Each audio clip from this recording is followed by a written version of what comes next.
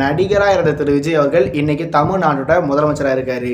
அதனால் அவர் வெற்றி பெற்றதை நினச்சி ஆணவத்தோட பேசுறதுக்கு அவருக்கு எல்லா உரிமையும் இருக்குது.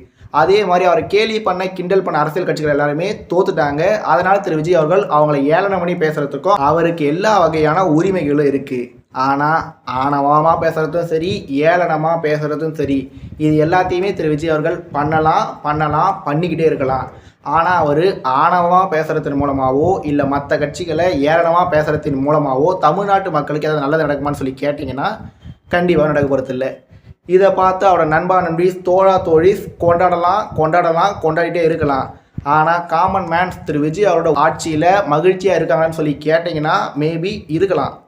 ஆனால் பல பேர் மின்வெட்டு பிரச்சனை, பஸ் வசதி கரெக்டாக இல்லை, அந்த பிரச்சனை இந்த பிரச்சனை, டாஸ்மாகில் பாட்டிலுக்கு 10 ரூபாய் 20 ரூபாய் 30 ரூபாய் 40 ரூபா பிரச்சனைன்னு சொல்லி திரு விஜய் அவரோட ஆட்சியில் தமிழ்நாடு சொர்க்க பூமியாக ஒரு மாதத்துக்குள்ளே மாறாதுன்னு சொல்லி எல்லாருக்குமே தெரியும்.